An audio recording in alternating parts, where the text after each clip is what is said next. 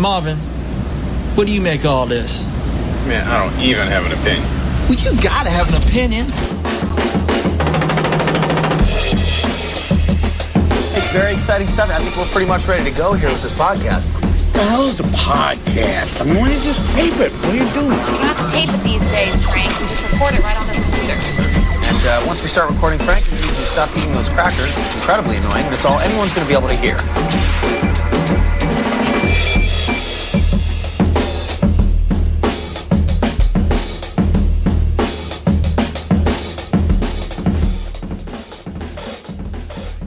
Good morning, everybody. Morning. So this is going to be, I feel like this is going to be the after-school special I think show. this is important that what I've done today to help move a community forward and away from the hurting and let the healing start. That's a couple of things that I could do to stop the hurting is this. And I think that's important for all those involved, and that I'm so horribly sorry that this was like a match to turn into a forest fire out of control. And I pray the rosary every day for forgiveness for I want them to heal. I want this community to heal. I have no animosity towards anyone. I just want healing. It's time. So I guess that's the biggest thing is we need to move forward in a sense of growth and healing. And I pray that. Pardon my language, but fuck you, buddy. That sounds Welcome like in. a guy who's going to jail for life. Welcome to the prison. SRD. Yes, he is. Welcome to the SRD Roadshow here on CRBRadio.com live and on demand, sportsradiodetroit.com. And joining us this week is Jamie. And Jamie, I'm sure we'll get to that a little later as we go kind of a serious tone the second hour. But I'm sure when you heard some of the comments, and there's more. Michigan State, he essentially set a match to Michigan State, essentially. Oh, yeah. They all keep putting their foot in their mouth. They should just keep their mouth shut at this point. Yeah. They'd be much better off. Foot and mouth disease is the real thing, and it's making it worse. So saying nothing got them in trouble, saying something got them even more in trouble. Yeah. Like their PR person sucks. Their PR person sucks. I don't think they have one. I was going to say. Because as someone who got really close to getting a major in PR, they're taking every misstep that you could take. They call somebody like, oh, we need some help. Well, we can't help with that. Yeah. What school exactly. What school you calling from? Michigan State? Well, I'd happy to take them. Olivia Pope couldn't help them out of this one, guys. I can refer you to somebody. Olivia Pope. Oh, okay. Yeah. Okay. Scandal. Yeah. I was going to say Scandal. Oh, yeah, that's right. I don't watch that show too much, so. You knew her name. You knew the show you watched. You knew. Is it Kerry Washington's the actress's name? Yeah. See, you know. Yeah, you know. Thank you, Jamie. You can't be like, I don't know who this is. It's like saying like something egregious is like, well, I don't watch soap operas, but I know I don't know. I know who Bo is from Days of Our Lives, but I watched Days of Our Lives when I was younger. My great grandma used to watch me, and then she watched it. Stefano was alive forever. Yeah. Stefano never aged, by the way. Did you ever notice that, guys? He is now officially dead, though, in real life, so he won't be back. Because my entire life, he was the same age, same dude. The same mustache. That's Jennifer Aniston's dad, isn't it? What? Stefano? Yeah, in real life he is now. What? You didn't know that, Mike? My mind's blown right now. You guys didn't know that? What? No. So Jamie was the only one that knew that? I didn't know. 10 points for Jamie. 10 points. Jamie just wins the day. We are 5 minutes into the show and we're done. We're done. By the way, guys, it's time for a new segment. It's called The Ramble. It's time for the Ramble. We're good at that.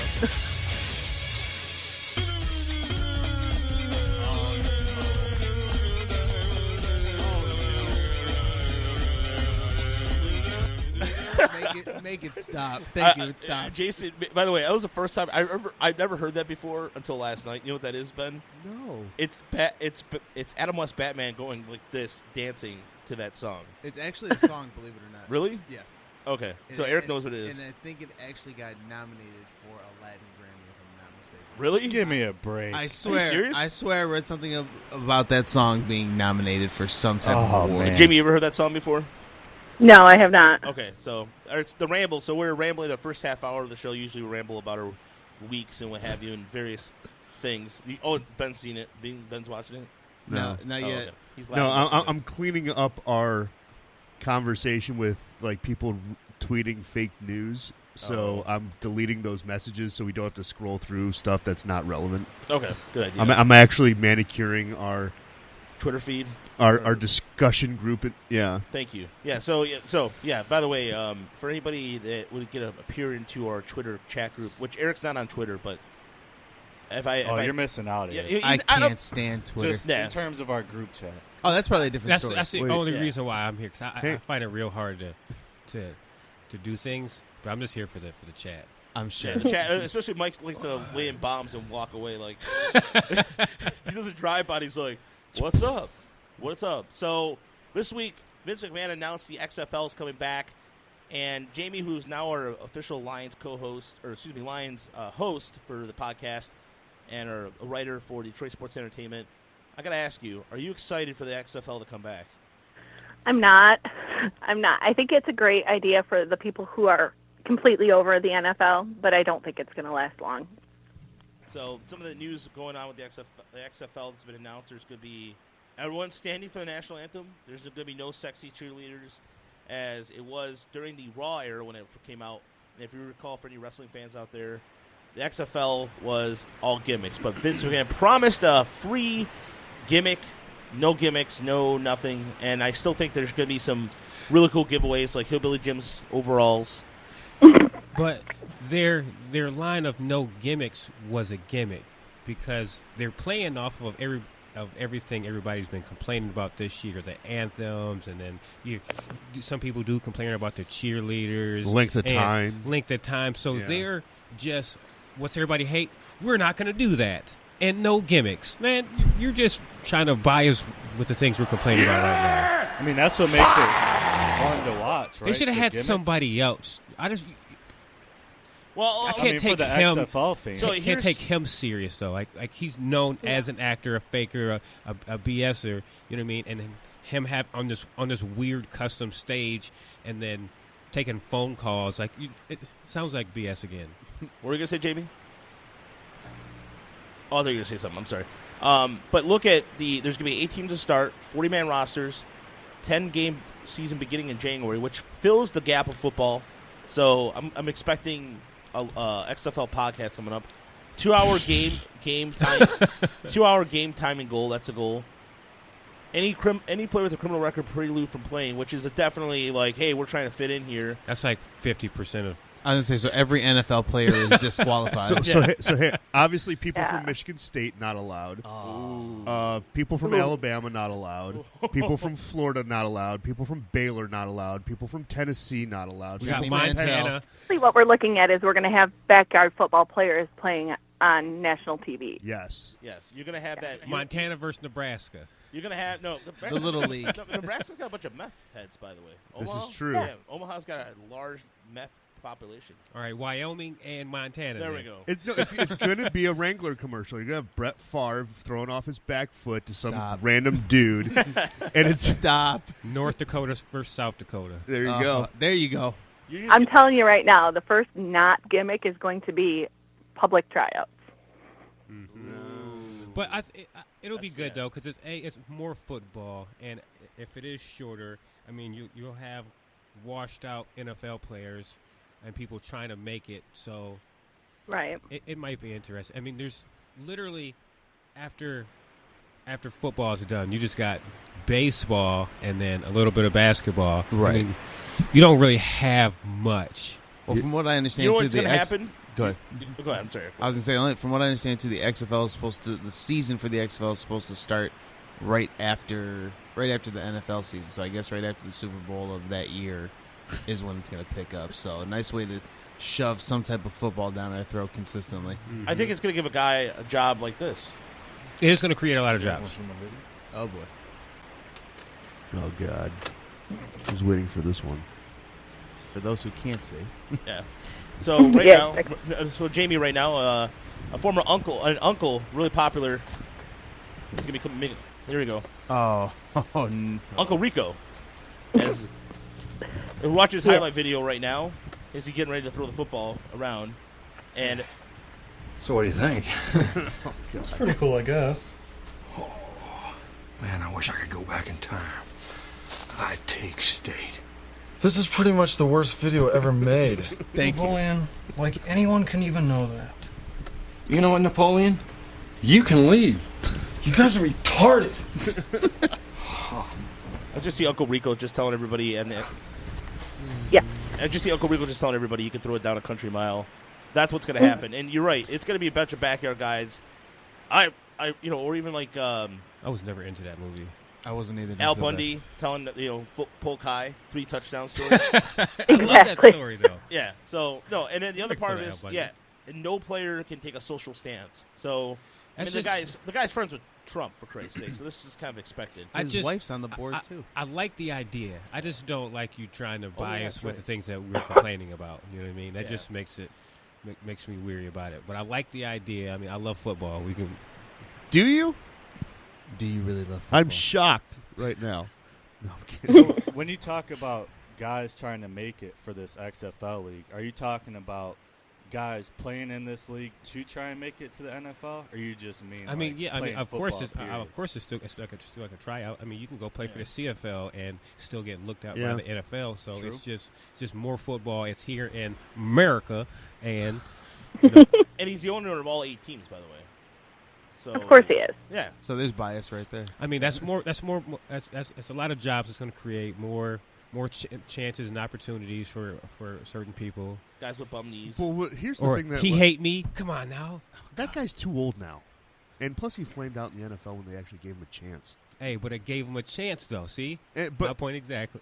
in all seriousness, though, if you want to do the whole get this right and make it different, do what the USFL did. Accept college sophomores. Accept kids right out of high school that don't want to go to college so that you can sign them for 3 years.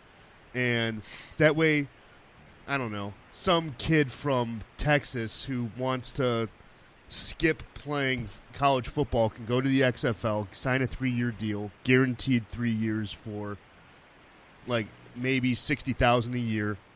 And then he can get into the NFL if he wants, because the NFL stupid 3-year rule would be passed by that point. That's the only way this league's going to survive. Although I think he does bring up some good points that I think what?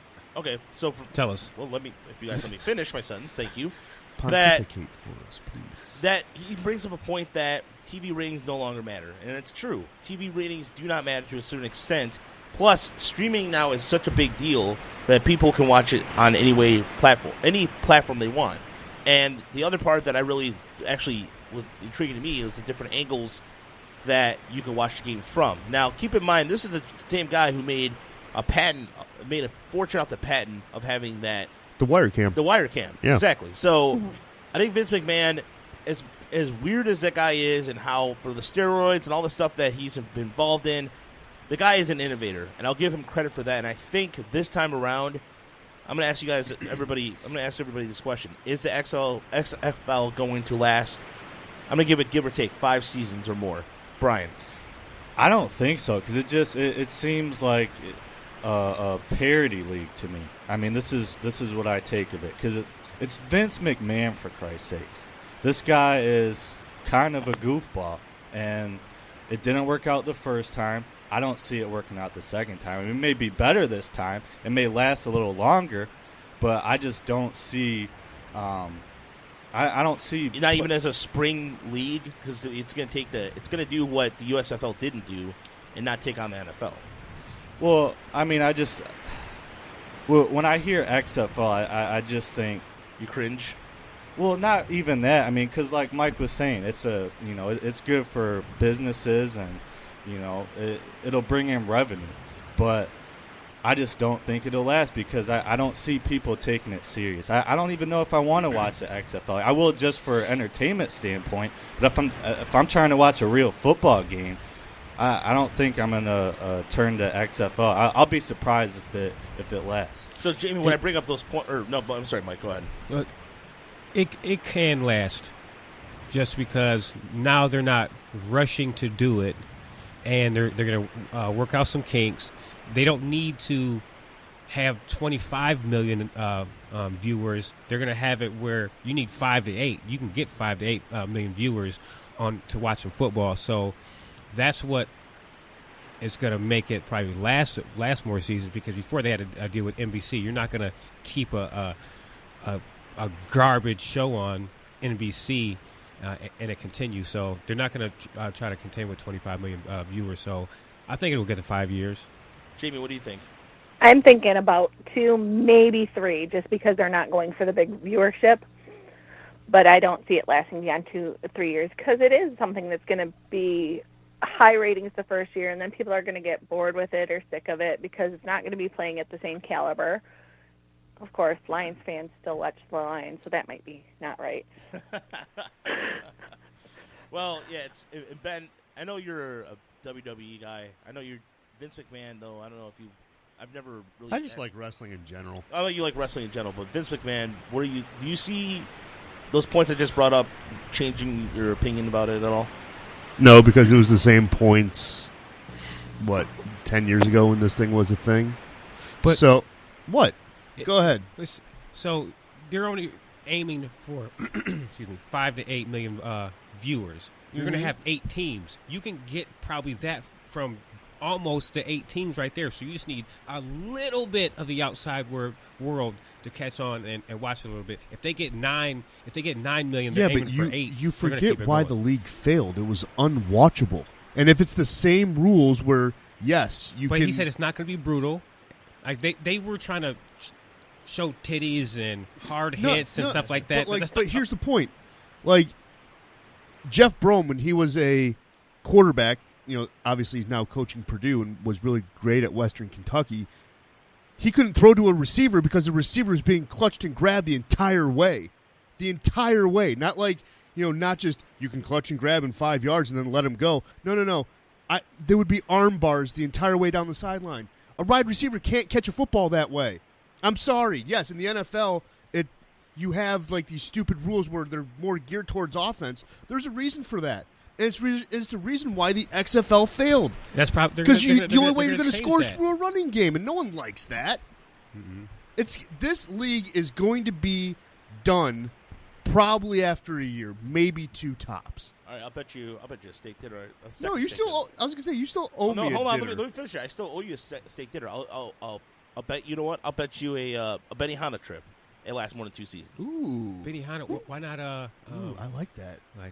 Benihana is pretty damn good. Yeah, I like that. Mike, what are you going to say? What were you going to suggest? What's that steakhouse right there on 7 and Haggerty? Wait, Roof Christie's? No, it's like one of them places where Black Rock. No, we have they give you like a chip, red and green. When it's on green, people just slam the meats Brazilian. on you. That's what I got out of him with Aaron Judge. Yeah, so I'm already getting that. Yeah. I'm not giving that in return. I'm not if stupid. you've never been there before, that place is amazing. Yeah, it's called Gauchos. Yeah, Gauchos. They just bring the meat. Did you just eat there for the first time last week? No, I've eaten. You're like, no, that's me every Sunday. Before we get to Eric, Jamie, have you been to Gaucho? You ever been to like a Texas style Brazilian steakhouse kind of thing? No, I can't say I have. I was going to say, I don't know if there's any in your neck of the woods, but if you... if not, you should open one and make millions. Yeah. Because people love that. Like, green card means just bring the meats nonstop, and then they will come nonstop. And they do. It's pretty much like buffet of meats. Until you flip it over, and it's got the red. It's amazing. And you know what? This is why the Ramble is such a perfect segment for that, because I'm thinking about food. I'm starving right now. I had a waffle this morning. You need to stop. Yeah, I need to stop. But Eric, real quick, what do you with those actual or additional facts? Is that going to sway your opinion? That's going to last this long? Absolutely not. XFL is not going to make it more than 2 years. 2 years? Yes, that's my boy. 2 years. So the only thing I can see possibly giving the NFL competition with this is kind of something along the lines that Ben brought up with the fact that developmental. As far as even like the college kids, let's say they are not able to come straight out of school, but after the 3 years of college, can they go to the XFL and potentially make more money? That's going to be the only thing I think that might throw the NFL for a loop. But other than that, as far as gameplay goes, if it's the same rules that apply where it's straight brutality and savagery, no, it's not going to make it. I think it's going to thrive because if they... I'm sorry, go ahead, Eric. What were you going to say? No, good. You're good. I was going to say, I think that if they change the rules to the NFL and maybe you know what, maybe make the you know what I'd like to see if they make the 1 foot in bounds rule. They make it kind of college. Like that. Yeah, make it college football style. I think it would thrive, and I think if they make it as a spring league, the downfall of the USFL was they try to go head on against the NFL. And I think if you're going to the NFL saying, hey, we're going to fill the gap in between for football, I think it's going to work. It's not going to be arena football. Arena football, while it's fun to watch, it's really too gimmicky, and throw a touchdown every 5 seconds is kind of like, who cares? But I think in the wall, cool names like the LA Kiss or the Philadelphia Soul, or like some of those names are pretty cool. It's just way too close to be people though. Yeah. Like, New Orleans Voodoo had a sweet logo, one of the sweetest logos I've ever seen. It looked like a Madden. Toronto Phantoms had a good logo. I can actually, you know what I'm talking. Like, yeah, he can name every team. The Detroit Drive. I used to go to Detroit Drive games when I was a kid because they were fun. Yeah, and then they went and became the Voodoo. I've never been to an arena. Oh, that's right. game. Yeah, because the Voodoo came from the Detroit Drive. Our former Why Not head football coach Ron Adams played in the Detroit Drive. Do you know that? Yeah, yeah. And he also played in Tampa, right? I think it was Tampa, but yeah. But getting back to Texas Day Brazil, that place is awesome. But no, going back to the original, the bet, you're on. All right. I will happily be wrong if I'm seeing a guy cook shrimp in like 8 different ways. That is totally fine. Make steam snacks out of yep. rice. Yeah. I'm okay with that. I'll be like, yep, I lost. This is delicious. So the bet is So the bet is if it lasts longer than 2 years. Yep. He owes you. You get a free meal at Benihana. Right. If it's less than 2 years, I get a free meal Deal. at Benihana. So we're marking that on January 27th. Hold on, wait. We need witnesses here. I need to shake hands. 1, 2, 3. Shake hands. And then 4 is Jamie. I'm hoping that Jamie is around in 4 years, that she would be able to go in. It even has to be 3 years. 3. Okay. Yeah, 3. Yeah. 3 years. Which we're easily going to do. I mean, we've already been around for what, 6? 2. I mean, the Roadshow's been around 2 years. No, I'm talking about SRD. Like huge differential. Yeah. 6? SRD has been around for 6 years, bud. Yeah. So, somebody's public school education didn't pay off to 2. We went to Catholic schools. So okay, that makes sense. Our education is top notch. That's what they tell you. No, guys. you know what? Jamie has a point there. No, you went to CC. So yes, I did. Yeah. My education's good. By the way, and I graduated with the university honors when I was in college, so I'm good. If you want to know, how do you know a CC graduate went to CC? We'll tell you. We'll tell you in 5 seconds. Yeah, we'll tell you. It's like a CrossFit person. But which, by the way, you know what? Speaking of which, all right, I gotta ask you guys this question because it was something I thought like during the week. Is Planet Fitness a real gym? Because I am tired of people ripping on Planet Fitness as a real gym. Of course, it's a real gym. I go. I have a membership. Do I utilize it all the time? No. What were you gonna say, Jamie? I think it's a real gym. It might not have like a sauna and a pool, but it's still got all the workout equipment. You gotta go work out. Yeah, Mike. But Probe's got a weird little coy smile there. I think he's got that half and half. I was daydreaming. I don't work out for shit. I don't. His workouts is like home games. Yeah, it's home games. That's what his workout is. No, it's picking up Lay's potato chips, putting up and down. That's what his work is. Yeah, and that's a workout, though. Dude. No, it is a workout, though. He's like, do it for 2 hours straight. Your arm hurts. Yeah. you gotta rotate them chips. That's why. That's why if you ever buy a bag of chips, just go for the ones in the back because the ones in the front are probably going to be expired in the next 2 weeks. So to get the freshest ones. Actually a good tip. That is a good tip. But It's a good tip for any food. Any food you buy, don't buy from the front of the shelf. But here's the thing, though. That's the true, expiration date is not the day it's going to go bad. They just expect the air to come out the bag on that date. So if it still has air, it's still good. Okay. Fun fact. I'm learning more and more about processed foods every day. Thanks So, for by that. the way, if you're getting this is also a random. This is part of the Ramble today. I was just thinking about this earlier. Is it better to get food from 7-Eleven, or is it better to get those pre-made foods from 7-Eleven and Speedway that's become the new hot trend, or would you rather go to a fast food restaurant? Which is worse? Not 7-Eleven. Yeah, 7-Eleven's bad. Speedway has some nice things, and they have Speedway cafes now where they got a grill and stuff. Yeah, you know that. Speedway Cafe, dude. What? It's like a Wawa. Dude. Have you guys ever experienced Wawa? No, in Philadelphia, no. I've heard nothing but great things about Wawa. Yeah, Wawa's awesome. Brian, are you? I know because you eat.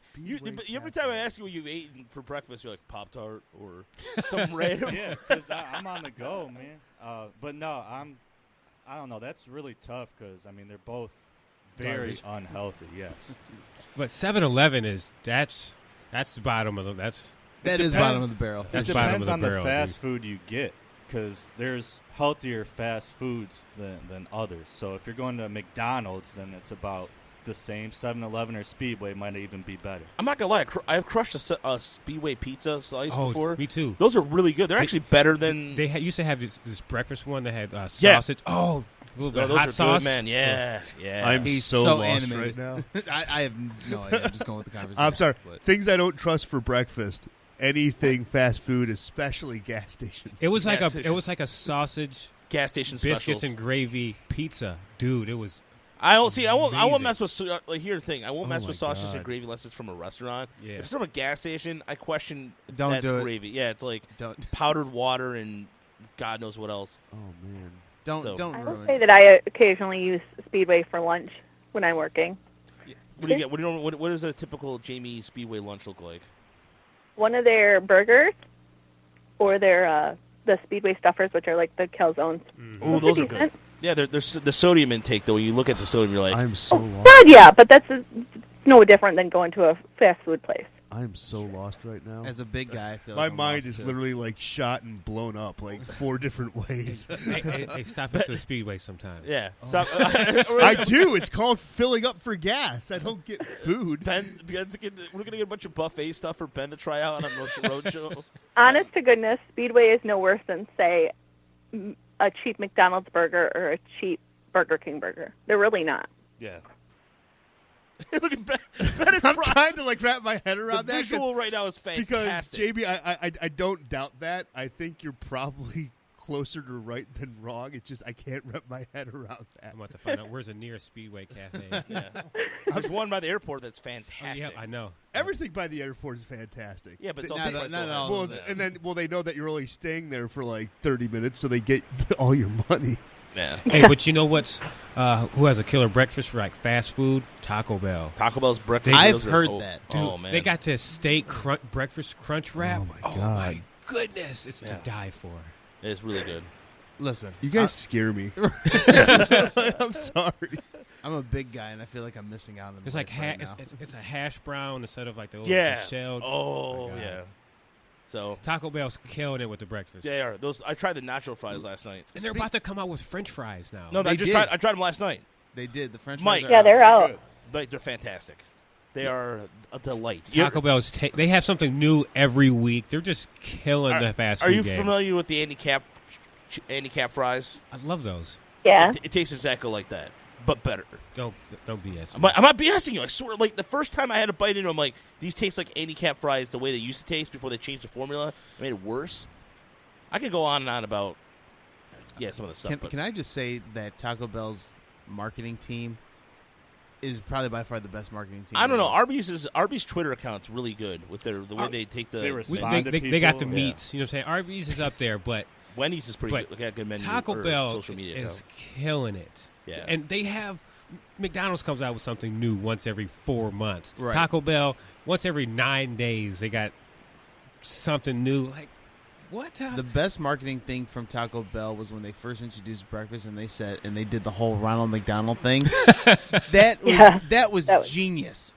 Okay, so the fact to have all these guys come out and say, "My name is Ronald McDonald, and I approve of Taco Bell breakfast." Genius. That man should have gotten a raise. If not, if he got fired, I will boycott Taco Bell. You come with the commercial. This is it. Raise. Right. Exactly. I work for a B2B, and it's harder to do marketing compared to speaking to B2C. B2C, you can do so much creative stuff. B2B is like, we do stuff in aerospace, and we can't be creative. I thought you said B&B. Like, you worked at a B&B? I was kind of concerned too. I was like, what the hell? I'm serving you breakfast on a plate. All right, and it's from Speedway. Yeah, the breakfast burrito. All right, full coming up. Circle by Jamie. Yeah, right. Exactly. Jamie's getting the hang of the full circle aspect of our show. I think she's listening enough to know, especially if Mike. Why are you gonna bring up whole stuff? Mm-hmm. All right, so coming up, by far the best thing. Yeah, so coming up after the break, we're gonna go into Horse Talk NBA, and then the second hour is gonna be much more the ABC After School special that And all jokes aside, there's some things going on in East Lansing right now. It's getting deep, Sonny. It's getting deep, and the cloud is just getting darker. You're listening to SRD Roadshow on CRBRadio.com, TwitchRadio.com on demand. .com on demand, and Jamie dropping bombs in our Twitter chat. We just have breaking news as the Magic cut Adrian Payne after his name surfaced in the MSU sexual assault scandal. So he's a bum, anyways. Yeah, he sucks. He's a two-way player, but he's in their G League. So I mean, of course, that had zero ties. They didn't owe him any money. But so guess who, guys? Who owns the Magic, ladies and gentlemen? Think about who owns the Magic. Disney. No, the DeVos family. Do they? Look it up. The DeVos family owns it. Is that correct, Jamie? The DeVos family still owns the Magic. I don't have a clue. I'll have to look it up myself. Oh, okay. I'm looking it up right now. Oh, boy. Okay. Here we go. I'm looking it up. So keep talking. I'll see if I can so, confirm. yeah, because I'm trying to get the horse question. It was just like the assistant coach who was on Michigan State, Walton, whatever. Yep, Richard DeVos. Richard DeVos, he was in the G League too, wasn't he? Yeah, he went to the G League, and he was like an assistant coach for the Clippers right now. And then they just let him go. I mean, so anybody whose name's in it, if they got a job, they don't have a job anymore. It's just going to just little by little. So I mean, it was expected. I wonder what that means Man, for you guys, Draymond Green. I'm trying to find the horse questions. It's buried in like 800 pages of Mike Patrick going on rants. Now you know why I was cleaning up the chat. The chat. I don't know where Probe left the questions. Jeez. Okay, here we go. They're not that far. No, they were far down. I mean, I had a They were back, please. I screenshot. I have a million screenshots on my phone for things to remind me. Oh, that sucks. What's up? Everything I deleted after I closed the window repopped. That's why it doesn't get saved after you delete it. Ah, okay. It's Twitter. It stays there forever. Damn you, Twitter! All right. Damn you! He just wasted a half hour. I did. Well, you know what? That's my weekend, man. So we start with H, and the All-Star lineup was announced this week. Too bad it wasn't aired. And when I saw the LeBron James pick Kyrie Irving, I cracked up a little bit. Of the quote-unquote starters, who would be your starting five? So I'll start with Mike. When I first looked at the teams, I was like, dang, like LeBron's got a squad. I mean, if you look at more than likely KD was picked 1, Giannis was picked 2, so you can't have those two on your team. But my initial reaction was LeBron's got the killer squad, got all those big men. But Boogie went down yesterday, done for the season. So sad. But when you think about it, all the All-Star game is just shooting anyway, so all the shooters are on Steph's team, so it's just going to be just get down the court and shoot a 3. So threes count more than 2s, I believe, so I'm more than likely I like Steph's team, and I wouldn't change his lineup whatsoever. I just want to see some defense. Cause it's not going to be it's going to be 200 to 180. Yeah, and that's what I'm saying. Like, it's the same. It's going to be the same thing. Why even pick teams? It's just a glorified exhibition game, Brian. It's always been that way. When Magic Johnson returned to the NBA, he got in '91 after the whole AIDS thing. He got the MVP, and you don't think that they let him play a little easier on that? Well, yeah. I mean, it's getting ridiculous. Who do you think is going to win, though? I mean, it's going to matter. You think? It's got too many big men. You got way too many 4s and 5s on your team. Yeah, but they're all stretch guys too. I mean, he's got and LeBron. I do like Bradley Beal getting some love there. Bradley Beal, I think, is one of the most underrated players in the NBA, as far as I'm concerned. So it was good to see him get some love there. Jamie, what about you? What do you think of these lineups? So who'd you go with? I'd go with Steph's lineup too, because the same thing. You don't play defense in any All-Star game because that's where you get hurt. People just kind of lay off each other because you don't want to hurt your fellow players. So it's all about shooting, and Steph's team's got it. Yeah, and especially with Damian Lillard, again. They got all 1s, 2s, and 3s. You know what I mean? And then LeBron's teams is all 3, 4s, 5s. Yeah, and Karl Anthony Towns does shoot a 3-pointer too. So yes, he does. Leading 3-point shooter on the Wolves. I love that guy. Yeah, I do too. I was watching the Warriors and Wolves game the other night. That was a good game. It was a bad game for the Wolves. Yeah, they're they're third place in the East. Who would think the West? I mean, yeah, the West. Yeah. They should be in the East. They should be in the East. Yeah. But who would think that the Wolves would be third in the West? They got a roster. They do. Yeah, I think if they put a team in Seattle, I think Minnesota will go East. That's what I think. because then the balance would go. The Wolves would have been in the playoffs more often than not if they were in the East. Right. I would have voted for that long. Hey, can we move? Can we move, please? I think they wanted to move too. Every year I would have signed up. If you got to re-up every year to ask the question, I'd re-up every year. That's stupid than being in the West. I think it's debatable that the Wolves would be the best team in the East right now if they were in that conference. Because just look at their starting five: Towns, Butler, Wiggins. I mean, the list goes on and on. And by the way, he was a really, really underrated guard in my opinion too. Jeff Teague. Jeff Teague's really good. He's He's a fancy god. I have him on my fantasy teams. He's very underrated. If you're the non-GM of the coach of the Cavs, what do you do going forward? So, what is your strategy with the Cavs, Ben Sloggy? Oh, easy. I sit LeBron James down and say, look, dude, we have a second half of a season to go through. The trade deadline's coming up in less than a month. Let me know right now, are you committed to Cleveland or not? And if he says no, I'm trading him. No trade clause. I'm finding a way around that. I don't give a damn about no trade clause. Especially with rumor that Dan Gilbert is going to sell the team, per Jamie posting on our chat room. Yep. So, but that's what I would do. I would try to find a way to get LeBron out of there. I would try to get something for Kevin Love. I would try to find a way to make it work so that when LeBron does leave anyways at the end of the season, I'm not screwed. Because get something for his value. Yes. Like I'm not saying like anything like insane, like sending LeBron to New York for Kristaps Porzingis. No, I'm not talking. That's your fan trade. No, I'm not. Like I would say, dude, if you want to go to New York, I want all of New York's draft picks. That's the deal. That's what I was saying. That's what it would have to take. Yeah. But that's what I'm saying. Like I don't want any of your players. I want your future. You give me your draft picks for all of this year and a second round next year. We have a deal. You get LeBron James. Congratulations, Eric. What do you think? I'm with Ben for sure. As far as that GM goes, obviously he can't run the team right now, and the whole state of the Cavaliers is in a debacle. Yeah, just start moving people, man. Clear out the roster. Start looking at the future, and if anything, you got to look at maybe keeping one, maybe two players. In all honesty, because you got to be able to build with something or someone.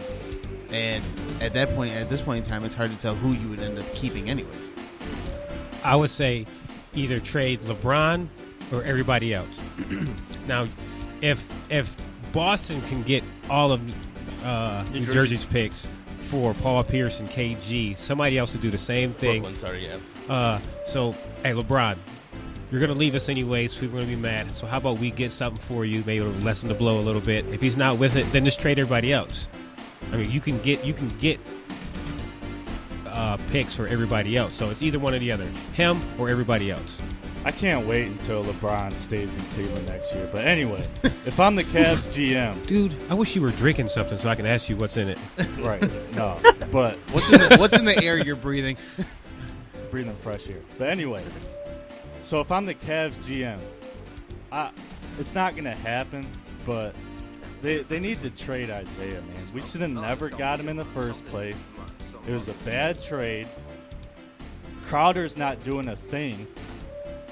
Isaiah's hurt for half the season. He comes in, okay, he may contribute here and there, but when he gets in the paint, it's over for him. So if I'm the Cavs GM, I'm getting rid of Isaiah. He's already been a cancer to this team because in the little team meeting they had, apparently he was just creaming Kevin Love. Guess what, Isaiah? Kevin Love plays better when you're off the floor. So maybe you should look in the mirror and not get on other guys on your team who have been playing a full season and not half a season because they're injured. But I'm already not an Isaiah fan. Bro, but the team really, knew, I would never have guessed. The team knew exactly what to expect from Isaiah Thomas. They know that with going into this deal that you're not going to get Isaiah Thomas until March. So any complaints about Isaiah Thomas in one ear, out the other, because they knew exactly what they were going into. And then after the trade was official, and then they talked about the hip was worse than expected, they had 3 days to renege on the deal. They did not. So nothing is heard from Isaiah Thomas. So you can't. I could care less. But you're complaining about Isaiah Thomas, but that's null and void because they made that decision and they knew what they were going to get from it. So Yeah. it's not That's Isaiah. why It's not I'm Isaiah. complaining. It's He not hasn't Isaiah produced. Thomas. Jay Crowder's a bum. He's Yeah. not what he was last year. No, Not at all. So that's why I'm upset And then Tristan about it, Mike. Thomas, you had a max player deal on the bench. You know what I mean? So it's more than just a dude who had hip surgery. Yeah, I know that, but it's a bad trade. I didn't like the trade from They the gotta- beginning. But going in last year, get it a was a durable Brooklyn guard. pick. So if you're going in looking at it, you got a Brooklyn pick, so it's going to be a top three, and Isaiah Thomas. Now, what's to say that his hip is messed up? All right, and he does have a shitty year. That's going to lower his value. So if LeBron does leave, we can re-sign this dude for a cheap ass price and have the Brooklyn pick. That's a good deal to me. Yeah, with Jay Crowder, you didn't foresee Jay Crowder being a bum. Yeah, well, when it first happened, it looked like a good deal. Because like you just said, Crowder was exceptional. You can last say the year same thing for about the Avery Boston. Bradley deal at this point. Jamie, what do you think? I think the same thing. Blow it up. Send everybody away. Try to get what you can for LeBron if he'll let you. If he won't, then, well, he's LeBron. What do you expect? And, you cannot take the Isaiah Thomas and blame it on Isaiah Thomas. That's totally on the GM. Why you make a trade for somebody that you can't use for half a year? No, That's I'm dumb. not blaming it all on Isaiah, Jamie. It is the GM's fault because he made that trade in the first place. Go get a durable point guard who, like Kyrie, not a 5'9" Isaiah who cannot score in the paint. And it was proved in last year's playoffs. When he gets in the paint, it's over for him. He had a broken hip. But I'm not blaming it all on Isaiah. It's the GM's fault. You got to make a better trade. And I understand they got a draft pick, but man. Let me jump in real quick, too. When it came to that Cavs meeting, it was not just Isaiah Thomas. It was the whole team that got on Kevin Love. So does anybody feel bad for Kevin Love at this point Yes. in time? I do. Because he's never been accepted in Cleveland.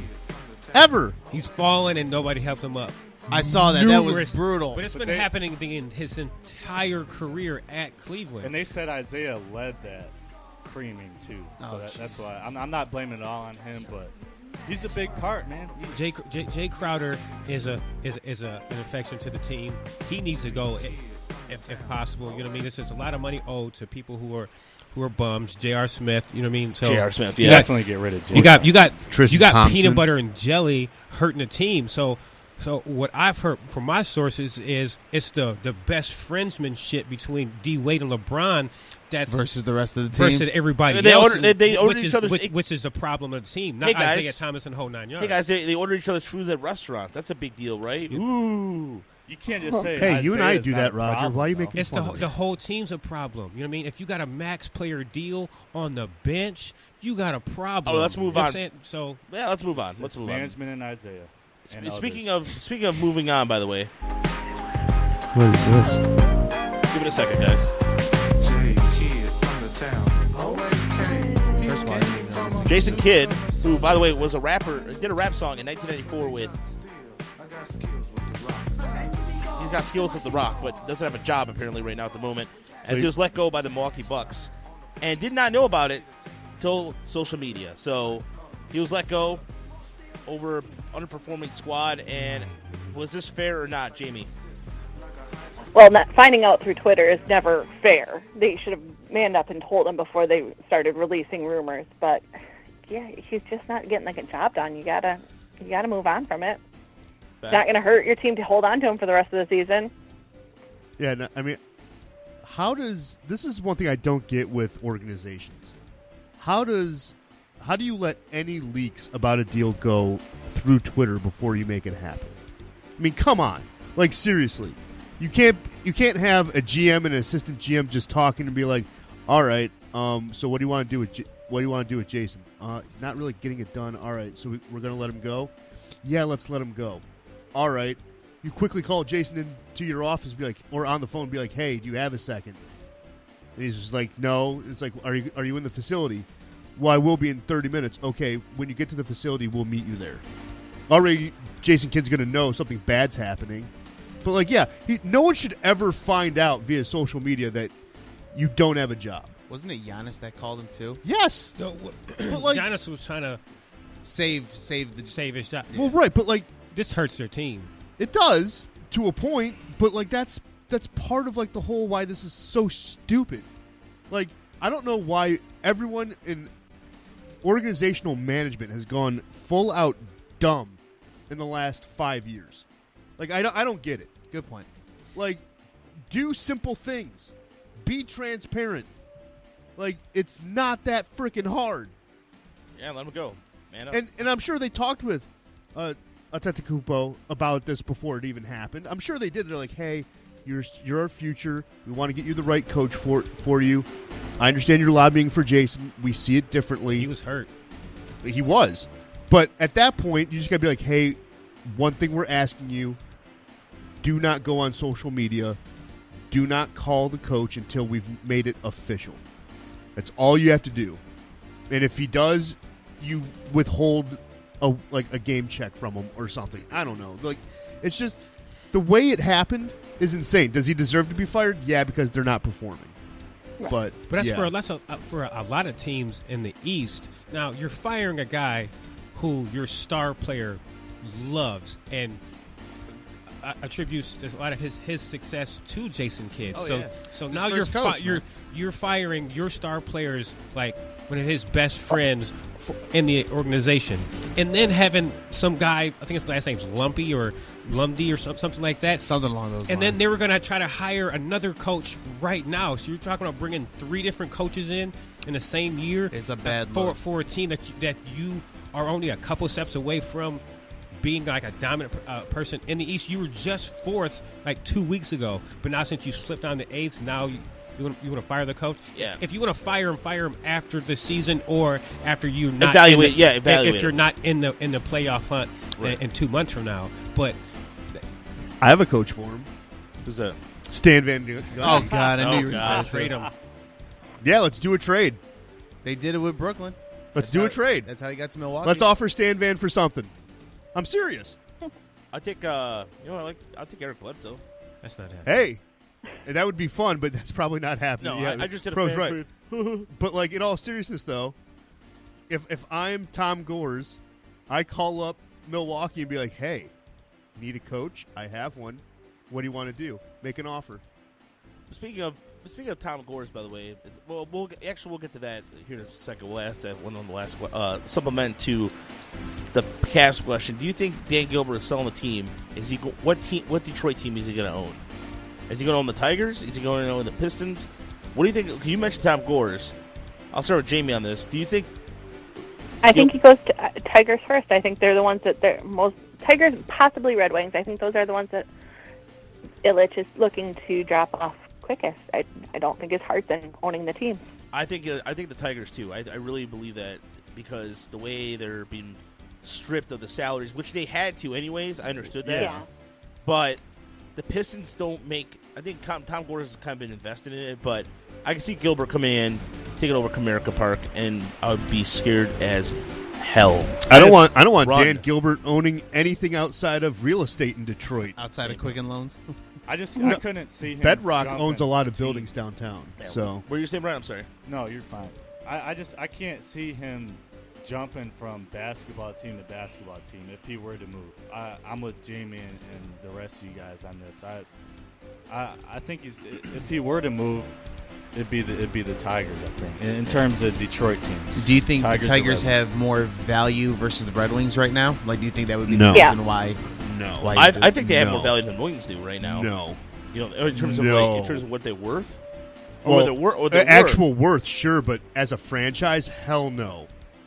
Hell no. No, An but- original 6 team is Oh, no, going no, to be and worth that- a lot more with the history. Technically, also a shitty, but it's a brand new building. That is a lot better than what the Tigers offer. The history, the prestige, even though, yes, it's in a niche community, but the Red Wings, in every way, shape, and form, more valuable than the Tigers. Well, and I'll fight to like the death to defend that. I statement. will say this, and I will counter that with, in terms of what MLB's values going through right now, with the way the contracts are going, the television contracts, and even in terms of what they've been doing, TV contracts. So you saw that St. Louis just got $200 million. No NHL team's going to get that for TV rights. Baseball rights are just getting more and more lucrative, and I think the Tigers, just by that alone, are a little more worth than the Wings are. That's like I said, yeah, actual straight dollars to dollars. No disagreement. I'm talking about like nostalgia, history. Oh yeah, man. The Meaning, overall factor. Yeah. overall, I would rather But in the look. money-making aspect, which is what Dan Gilbert's really going to be interested in, is how much money it can bring to him. It's going to be the Tigers. While that's true, but he also has, he has Bedrock Financial. He owns half the city, if not more. So it's something where money's not really an issue, because he's doing what a lot of real estate moguls do, just making money off the rent of the buildings that he owns with the companies that are in there. This is a guy, and you've seen how he runs the Cavs. It's terrible. It is. He has bad taste in general managers.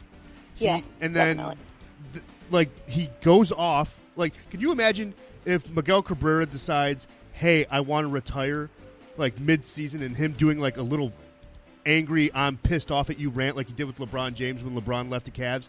It's unbecoming. And also, it's not just that, he's just really stupid. I don't no, seriously, but it goes to the whole Amazon bid. He thought Detroit was a lock for a top 20. Why? I'm sorry. I love this town. I've grown up here. Detroit has nothing to offer yet. It's still getting through bankruptcy.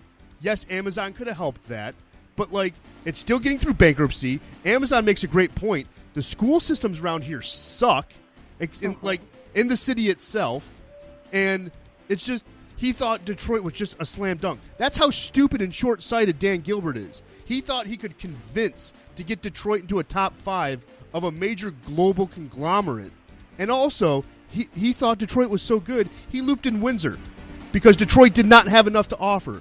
So he tried to lure Amazon by using Windsor and say, hey, you can have part of your headquarters here and in Windsor and save on taxes. That was the bid. Anything else was not the bid. That's smart business, though. It is, to a point, but that just goes to show that he's just so short-sighted. But do you think he really thought that Detroit was going to end up in the top 5, or do you think he was overselling it for confidence reasons? No, I totally think he believes Detroit's a top 5 city. I think it was more of an overconfidence thing, because if you look at the infrastructure, Detroit public schools have been a joke for the last 30 years. But there's no the schools are terrible. There's no good transportation. Mass transit here in this area doesn't That's exist. what I'm saying. Mass transit sucks. Our road conditions are terrible. Go anywhere in the city of Detroit outside of Corktown, Midtown, and the Stadium District. Go anywhere, a block. You don't even have to go half a mile. Go a frickin' block. You're going to go on a street that's filled with potholes and streetlights that don't work and abandoned houses. It's a legit fact. I'm sorry. If I'm Amazon CEO, I'm not even considering Detroit. Detroit still has to rehab its entire image. Infrastructure. And it starts at home. You're right, and that's where it is. It starts at home. Infrastructure. Show that you're ready for all of this. And I'm not. And look, we're not. I think we're being fair about this too. I don't think Dan Gilbert's stupid. I think Dan Gilbert is a smart businessman, and I think he's done a lot for the city. And I don't want to discredit that whatsoever. But I think that Detroit still has a long ways to go for infrastructure, and it's a lot better than it was 10 years ago. Even from 10 years ago, it's a lot better. It's gotten better, but it's not perfect. And also, You know why Dan Gilbert's stupid? We haven't said it yet today. Oh, yeah. Oh. LeBron James sucks. You guys suck. All right, Eric. We've gone an hour. We've gone an hour. And no one has said that. And we've talked about LeBron James for 25 minutes of that hour. Eric, before we go to the last horse question, and we got to move on here, what are your thoughts? As far as in terms of Dan Gilbert owning a Detroit sports team? I hope it doesn't happen. The guy's got #1 picks in Cleveland for the basketball team, sure, but that's because LeBron left and the team went to shit the next year. But I don't think so. Stay with what you're doing. You're helping the city out, and the way how he sees fit.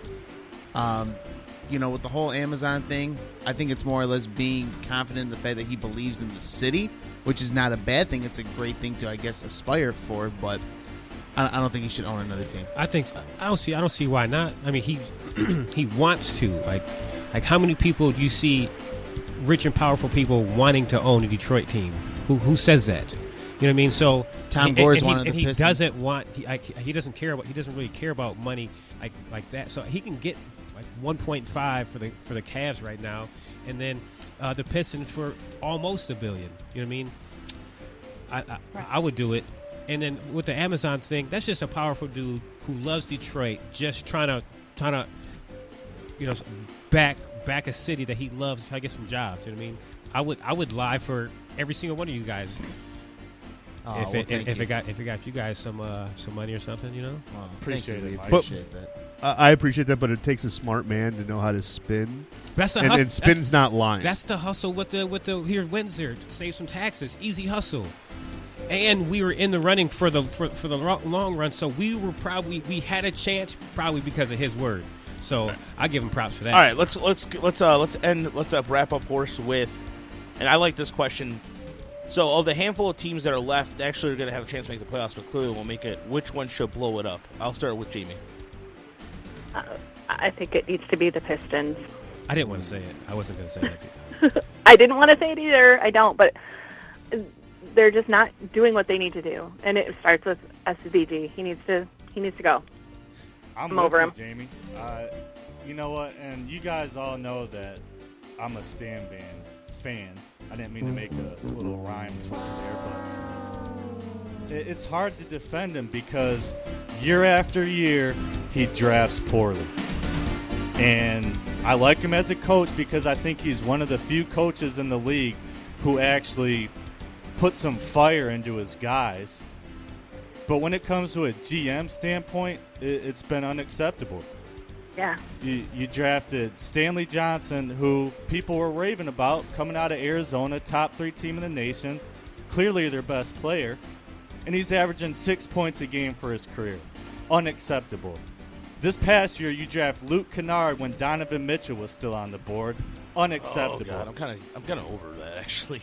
I'm over it. Yeah, because it no is one, what it is. Other 10 other teams drafted passed on Donovan Mitchell. So I'm not.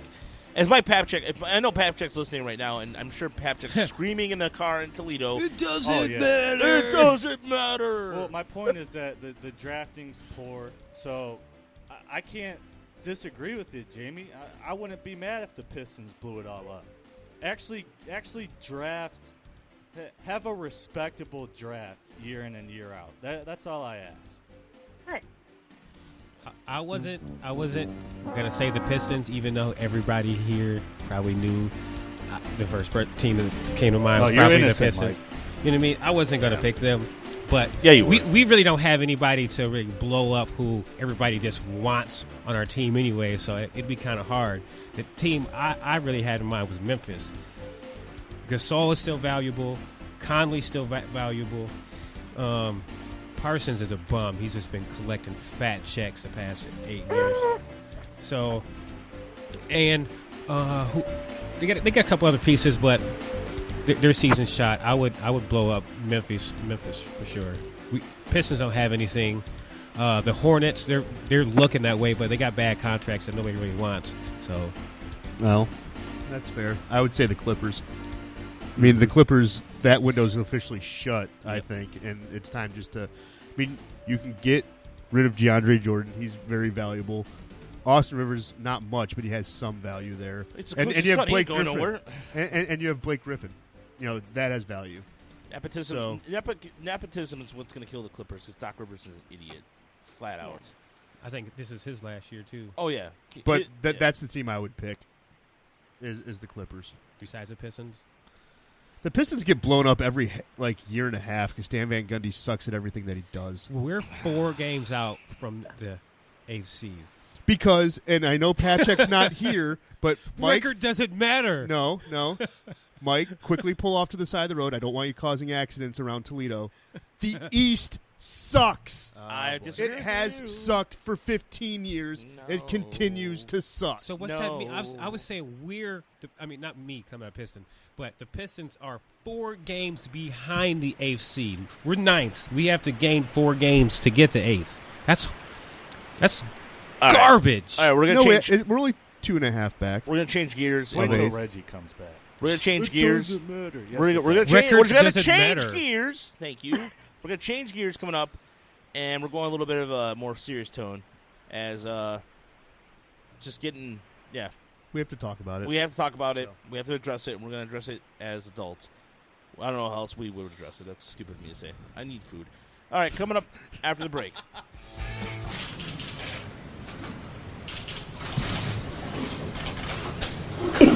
I just signed your death warrant. All week, the nation has turned its eye. All right.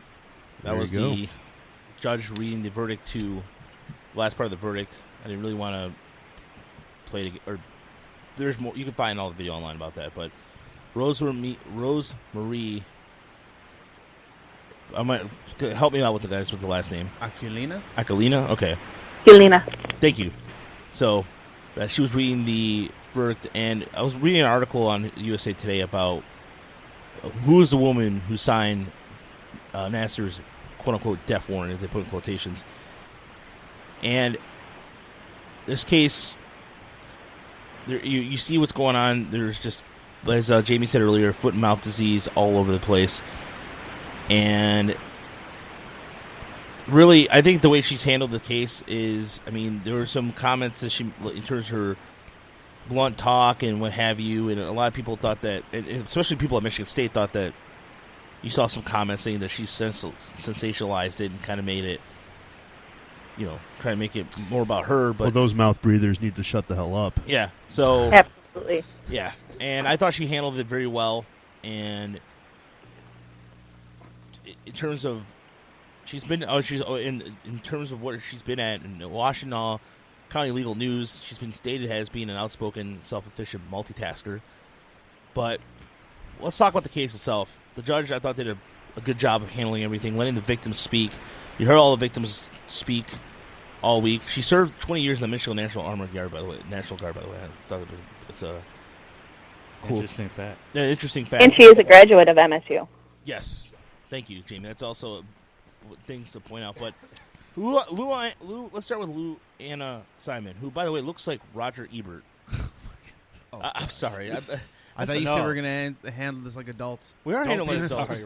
But she looks like Roger Ebert. I'm sorry. Two thumbs down. I was gonna say, if you're gonna make that reference, you got to go all the way with it, Roger. Yeah, you're right. You're right. But I'm sorry. She looks like But she sent her letter of resignation. Let's start there. On Wednesday night, hours after the verdict was sentenced, and she, by the way, is getting a nice little severance, not a golden parachute, but she's making $750,000 a year. And you wonder why tuition's so high. The Board of Trustees keep just shooting themselves in the mouth. Joel Ferguson has said some funny things. Not funny, but really, really foot and mouth stuff. But Jamie, I'll let you have the floor with this. What are your thoughts? Where do you go with this? Where does MSU go from here? Is it just going in, not trying to compare it to one situation, because both situations are terrible, but with Penn State, but I'll let you start. Take the floor. First of all, I think it's far surpassed Penn State. I think that we've proven now that the knowledge of what happened goes so far into the administration at MSU, much further than the Penn State stuff did. And I'm infuriated by every bit of it. Two people killed themselves as a result of what Nasser did. A father who didn't believe his daughter and one of his victims. We have over 150 people who came forward, but almost 200 that have come forward as actual victims. And that you say, 1 in 4 victims actually comes forward. So because of the popularity of the case, because of the press it's gotten, it probably did give more victims the empowerment to come forward. So we'll cut that in half and say that of the 200, that there's probably closer to 400 victims that he has victimized throughout the years. Children as young as 6, I think the youngest one started at. And they covered up for him, and they let him keep doing it, and they justified what he did and continued to feed him victims for 20 years. Nobody at MSU deserves to have a job. Nobody. Yeah, no, that's an apt statement. And one thing that bothered me, like I said, crisis management, like I was saying 30 minutes ago, is so easy to do. The fact that Lou Anna Simon, when the victim impact statements were being read, couldn't say, hey, clear my schedule, I'm going to be at a courthouse. Like, it's the easiest thing you could do. Right. And the fact that she refused to do it She didn't do it on day one. On day two, she was there for maybe 2 hours and then left after their quick recess. I think it was like at 10:30. Yeah, it's just the thing that also, with Outside the Lines reporting what they reported yesterday, and then The Athletic reporting what they reported yesterday, Mark Emmert knew this 10 years ago. Yeah. 10 years ago. And he's not doing it. And we're expecting him to levy punishments on Michigan State. So, like, it's not just people at Michigan State. Emmert deserves to lose his job. Absolutely. Because, to me, that was the most mind-blowing, because he knew of 37 accounts at MSU at that time. 37. I mean, the whole thing. Like, I get, like, people being uncomfortable now saying, hey, I graduated from MSU, or, you know, yes, I'm an athlete at MSU. What they did at the Breslin Center was the most leadership we've seen in 2 weeks, top to bottom. The Izzone, I have to give them a lot of credit. Wearing teal and being in that first lower bowl surrounding the court is the most leadership we've seen out of East Lansing in 2 weeks. Hell, 10 years. If you really want to go the full scope. And that's sad. That is insanely sad that it takes a student body and student athletes to help lift you up by the bootstraps in this time of just absolute astonishment of what happened. And the fact that they're the ones leading. It's mind-blowing. And all you have to do is, right when you hear about it, report it. Fire the guy. And the Title IX investigator withheld key findings of a report on 2014. What makes it even worse, and the outside, I believe it was Outside the Lines reported that Michigan State deleted so much of these reports from D'Antonio. I'm sorry, Jamie, what were you going to say? Yeah, that they deleted so much of the reports that you can't even understand what the report is about. Yeah, and that's disturbing, considering that it was, and even last night, you look, even the Spartan media, Hondo Carpenter, Rico Beard, changing the tone because they don't want this to just. Or how do you like Graham Couch saying it's not a sports story? Like on Twitter, a columnist saying, nah, I don't really care, it's not a sports story. Then all of a sudden it blows up because guess what, Graham? It is.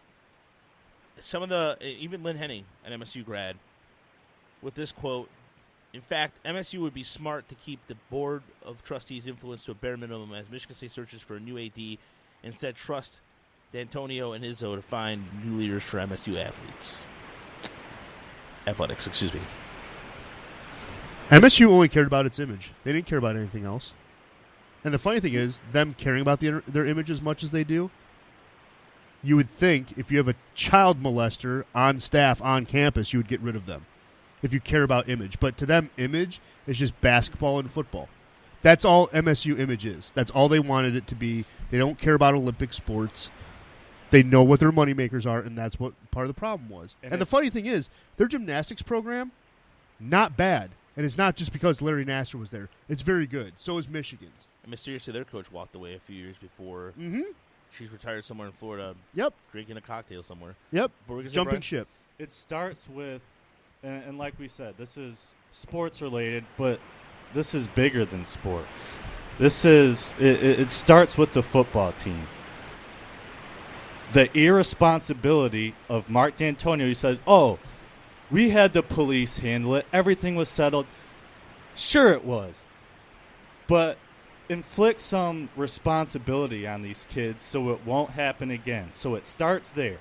Then you got Nassar, who's Sandusky 2.0. He's dealt with.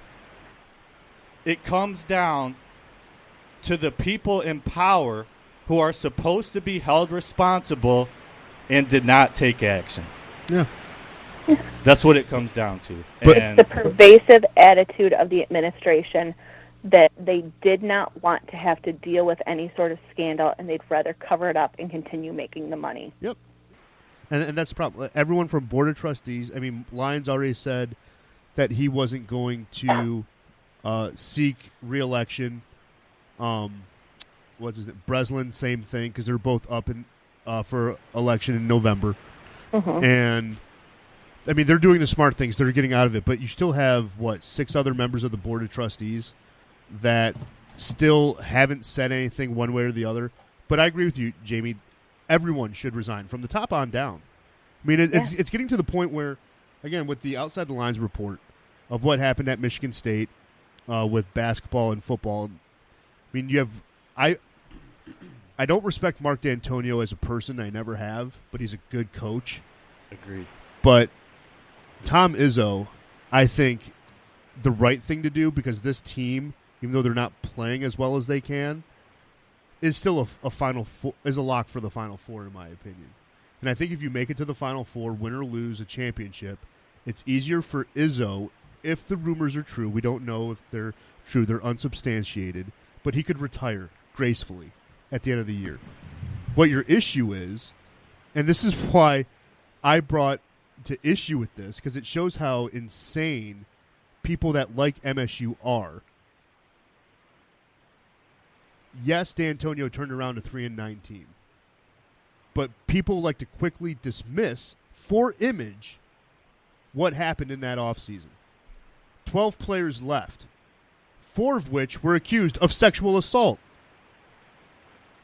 And then you're going to be like, oh, well, he still deserves Coach of the Year in the Big Ten. Why? Yeah. And then you have the Outside the Lines report saying, well, there's a total of 16. So we know the 4, because that happened literally last year. That means that there was 12 other cases.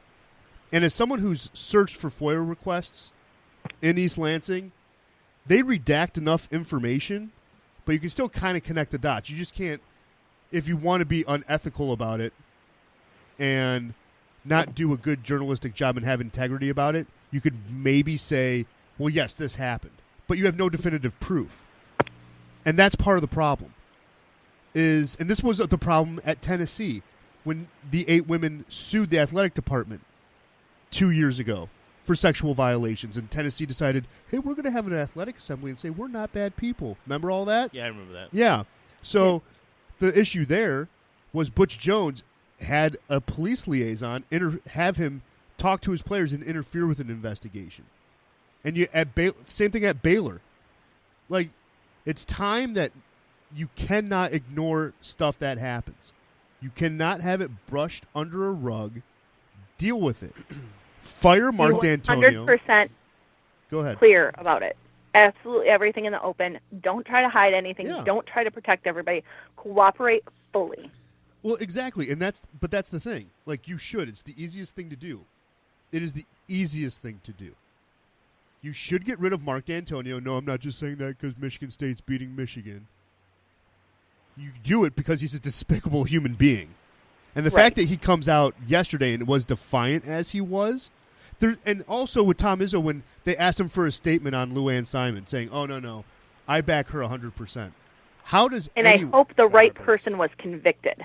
Well, right, exactly. But, like, how do you not just come out and say, hey, this case hasn't wrapped up yet. I don't really have comments for you. Right. Who's the way we just talked about the PR joke earlier, but all seriousness aside, the way it's been handled by MSU in terms of Did you read her resignation letter? Yeah, I have it right here. I was going to say, read the last paragraph of it.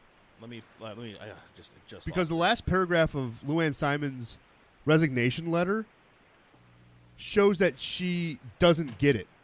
No. And if she truly wrote that without the help or editing of a PR firm, you have got to be kidding. She didn't get it. And she couldn't have had a PR firm to write that. Exactly, because no PR professional would allow that to happen. She didn't get it, nor did Nasser, because when the judge asked him, you know what I'm saying, are you guilty? Do you know you're guilty? And then he didn't say anything. He just said, I plead what I pleaded. I plead what I pleaded. You know what I mean? Bro, you're still not admitting guilt. You know what I mean? So he didn't get it, and she didn't get it either. either. His letter, too. His letter's the same thing. Like, these people are doing it because they're women scorned, and they don't understand medical procedures. He never got it. Right. And then with her, she's like, was talking about how the course was mediaized. You know what I mean? Like, why does that matter? But hang on, here's the quote because I have it. As tragedies are politicized, blame is inevitable. Right. As president, it is only natural that I am the focus of this anger. I understand, and that is why I have limited my personal statements. Throughout my career, I have worked very hard to put Team MSU first. Throughout my career, I have consistently and persistently spoken and worked on the behalf of Team MSU. I've tried to make it not about me. I urge those who have supported my work to understand that I cannot make it about me now. Therefore, I am tendering my resignation as president according to the terms of my employment agreement. Really? You don't want to make it about yourself, but you just did. Mm-hmm. Yeah, exactly. So how callous and insensitive is that? Seriously. And to be not to cut you off, Roger, but to be a woman and not stand up for other women, that's just like that's low. That's low. Like you gotta not to call names, but you got a dick. Like I don't get you not like just standing up for human beings in general. But you're a woman. I don't know if a mother. She has children. Right. So, do you send your children to him? Why or why not? If you wouldn't send your own children to this dude, he shouldn't be employed at your facility. Hey, and then everybody else, you know what I mean? There's so many soulless people. There's so many soulless people, and like I'm not like. With the other things that just came out about the MSU program, I mean, yes, there's probably every major university probably has the same thing, but it just came out at a bad timing. But I feel like MSU should get the death penalty. No, and here's what the worst part about this is: she can elect to return to a faculty position and take a 12-month research leave, during which time she'll be spent. During that time, she'll be getting paid her $750,000 salary, which disgusts me. Disgusts me to no end. That, I mean, look, we can get into tuition and all that stuff another. That's a different conversation. But the fact that she is going to walk away, pretty much all she has to do is keep quiet for a year or two, go back under the cloud, under the blanket that is MS East Lansing. She goes back like nothing ever happened to her conscience. And go ahead. I was going to say, and the new interim president shouldn't allow her to be hired. Yeah, I would agree. I mean, honestly, just be like, no. Like, you're not allowed on campus. Yeah, you're barred. You're barred from East Lansing. And she also gets numerous lifetime benefits, including the title of president. Is it Ermin? I can't even say that word. Title of president. EMER. Aramis, thank you. Yeah. Complimentary tickets to events such as home football games, home women's basketball games, and parking passes. What a joke.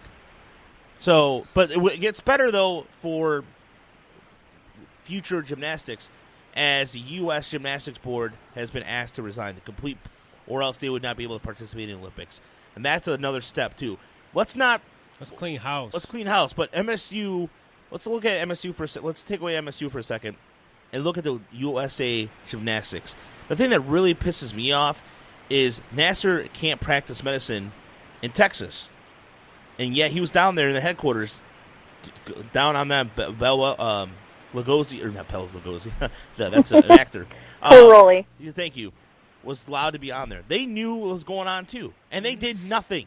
The thing is, they're not getting as bad as MSU. And they are the fucking bodyguard, pardon my language.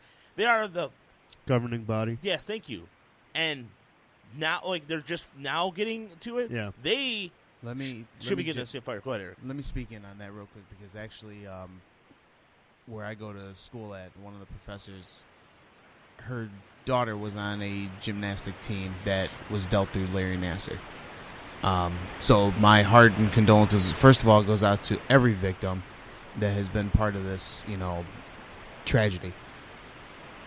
With that being said, as far as, looping it back to my professor has mentioned on this occasion that the amount of manipulation that this guy was doing, going as far as to the other extent of having other doctors come in and vouch for him is pretty low.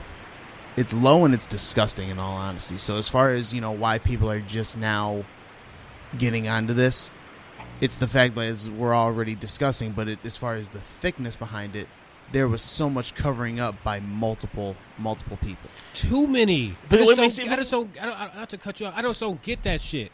Like, you have kids. It just went through too many people. Exactly. You know what I mean? Yeah. So if you knew about this shit and then it's coming out, don't come home. Like, you do not come to the crib. Like, how can you go home and look at your own kids, your own wife, anybody like that, and sleep? Like, it should be. And what makes it worse is that for the civil suit that's involved, Michigan State's not taking anybody before 2014 because, quote, they didn't report to the right person. How the fuck do you get with a gall to say that? They are any of these victims. Does anybody realize the mental stress that kind of happens? You completely and utterly, the innocence factor aside, psychological. That's extra. That's money that's been spent on psychological, like going to see a psychiatrist. There's so many different factors that play into this, and the thing that it's just, I give a lot of credit to Allie Rosman, who was the one. Did a great job. Yeah, she did. She was the one that started banging the drum louder and louder and spearheaded this. But there's I want to probably touch base on the few- whole they didn't report it to the right person thing. How is it possible that in your administration that any coach, teacher, administrative person is not the right person? It should never be that case. Any person that is employed by the university that was made knowledgeable of this should be the right person. End of story. You would think. That's why they I would need to snitch in all a be heartbeat. behind bars. I would snitch in a heartbeat. I hear what? Huh? Yeah. They're putting their jobs over the lives of kids. Right. And they should have cleaned house long time ago. And You know the what I mean? fact that this With- guy was doing it with the parents in the room too, so even the parents can speak on it, but yet it's still not the right person. And there's certain instances there weren't parents in the room. You know what I Right. mean, like, we know about the ones that came forward. I firmly believe there's hundreds more who didn't come forward. You know what I mean, so this is probably the largest sex thing in the history. You know what I mean? In history. You know what I mean, this is just ridiculous. There's too many people who shouldn't be able to sleep at night. Yeah. And probably don't. And Right. not only do these people need to resign, and I've said it like 3 times in the past 2 days, lock them up too. These people Absolutely. deserve time. You covered up such a big scandal without reporting it, without saying a word. Time to hit the hay. Put them behind bars. I'll be all up of them. early watching the Outside the Lines tomorrow on ESPN 9 a.m. I think so. Yeah. But also, I know a lot of people were maybe wondering where Nike's stance is in all of this because they are the official brand. Yeah, brand and outfitter of Michigan State Athletics. They actually released a statement.